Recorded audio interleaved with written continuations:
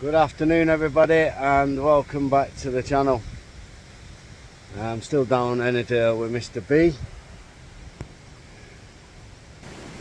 He don't look very happy, does he? Mr. B! Huh?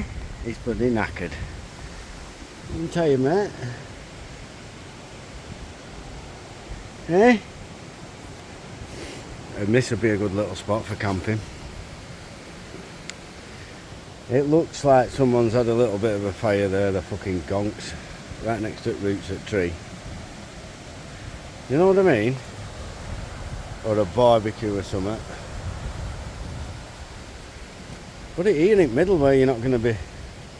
Someone's had one there as well, looks like a long time ago. You know what I mean? Put some stones here and just have a little fire there. Well, you're not going to damage out. Anyway, he's enjoyed it. I've absolutely loved that. I've just done 3 days there in Ennerdale Valley, camped 2 nights. He's walked about 20 odd mile over the 3 days, and I'm just thinking whether to camp here for tonight, go into town, Ennerdale Bridge, the village, and get a couple of bits to eat and that, and then I might just come back here tonight.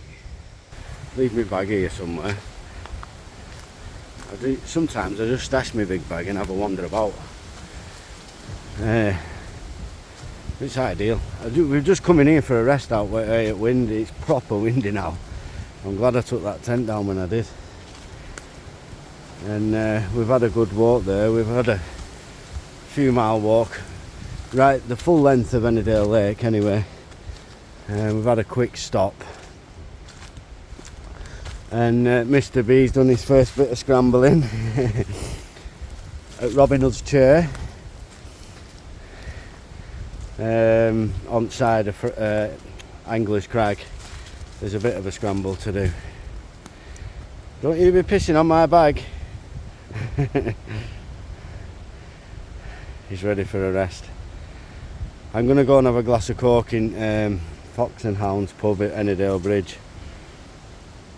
But we've got another night yet. I might come back here. It's ideal. Come on lad, let's have a scout up here. Come on.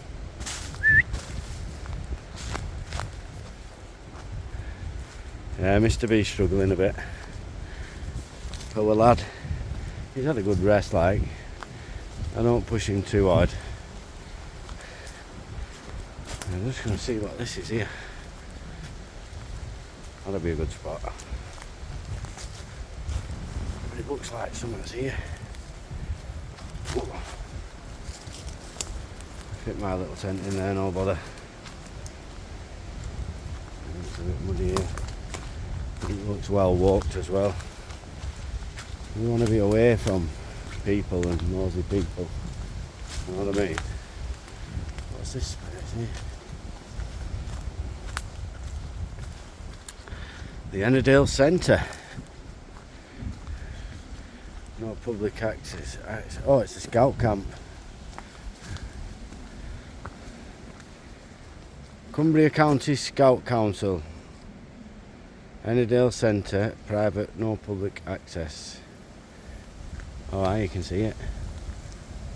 Down there. Oh well, we better not go in there. Come on, pal. I've seen deer and that round here. Oh, we seen a fox this morning. You should have seen it move when it's in Mr. B off lead. I've never seen anything run as fast in my life. It was like lightning. Boom, gone. He must have got a hell of a shot when it come round the corner and seen Mr. Beast walking towards him. Isn't it, lad? But yeah, it might be a bit too close to civilization, this bit. Just have a quick look through here. I've had a look before, but I didn't realise that scout camp were there. I used to go down to that bit where I first were down there with dogs. Yeah, you'd get a good spot in here. Nice and sheltered, you see. Nice and dry. Oh, car park's only there. Yeah, it's a bit too close to civilization. Because you get busybodies coming along. Not round to count. I haven't had that yet of anybody down here anyway. I've had it a few times in lakes and I just tell them to mind their own business politely. I had one woman, she would have fell. It's a common thing with these fell runners, isn't it? They seem to be busybodies. I was just setting my tent up at Two Oaks Gill, the regular one that I go to near Threlkeld in Keswick. And I call it Two Oaks Gill because I camp in between two oak trees. And it's a lovely little spot. Anyway, she come down, she was running past. And I was putting my dome tent up and she goes, "Excuse me, I don't think you're allowed to camp there." I said to her, "You don't think or you don't know." She says, "Well, I'm not sure if it's against the rules." I says, "Well, do you not think you should know the rules before you start dictating to somebody whether they can or can't camp? You know," I said, "if King Charles comes along and asks me politely, I'll move. So have a good evening." And she trotted off. She weren't best pleased like, but you know, members at public, mind your own business. You know what I mean? You've no authority over anybody to tell people what to do. So just wind it in, you know. They do me head in. Just leave us to it, man. Unless you're a policeman or a landowner, keep on walking or keep on fell running. Even police, I won't move for them. No chance. I know my rights. You know what I mean? It's a civil offence when you're trespassing. So they have to serve you with a notice, give you 5 days notice, and then they've to take you to court to move you. The police cannot move you. He's trying to climb on my back to get comfy. Come on, we'll go and have a coke in Fox and Hounds there, lad, and you can sit in front at fire. I might treat myself to a pub meal. I'm bloody starving. Yeah, it's a lovely little wood, this. Birch trees mainly, it looks like. There's a couple of pines and a... Yeah, they all look like birch trees. Oh, there's a couple of oak trees down there where I was originally. Like I say, we've just gone in here out at wind. And I'm going to the lovely Ennerdale Bridge village.